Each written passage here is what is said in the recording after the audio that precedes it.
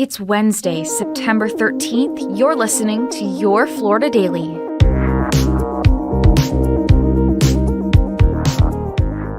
I'm Katrina Scales.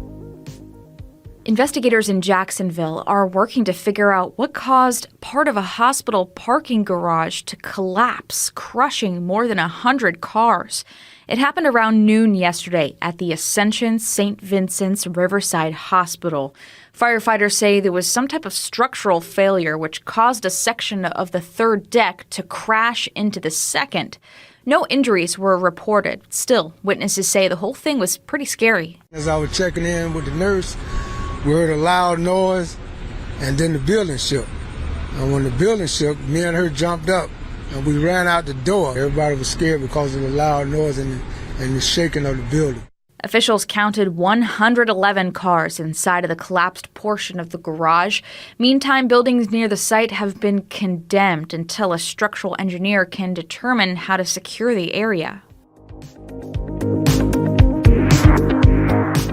A man is recovering after a shark bit him in the face at a Volusia County beach. Beach safety says the 38-year-old from South Carolina jumped a wave in New Smyrna Beach when the shark bit him Tuesday morning.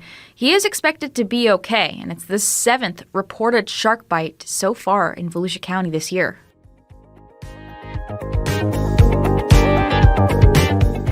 And it's a sight that left many drivers in the Jacksonville area confused. A mysterious yellow line crossing over lanes right in the middle of I-95.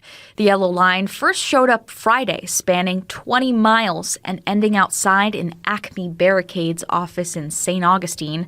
FDOT says no one has taken responsibility for this, and they planned last night to try and scrape up the paint using a truck with a wire brush. Find these top stories along with breaking news, weather, and traffic all day on clickorlando.com. And now, a completely random Florida fact.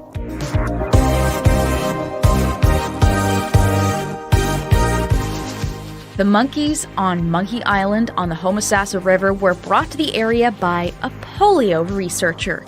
But once they were released into the nearby wildlife park, they apparently ran amok, biting tourists and stealing food.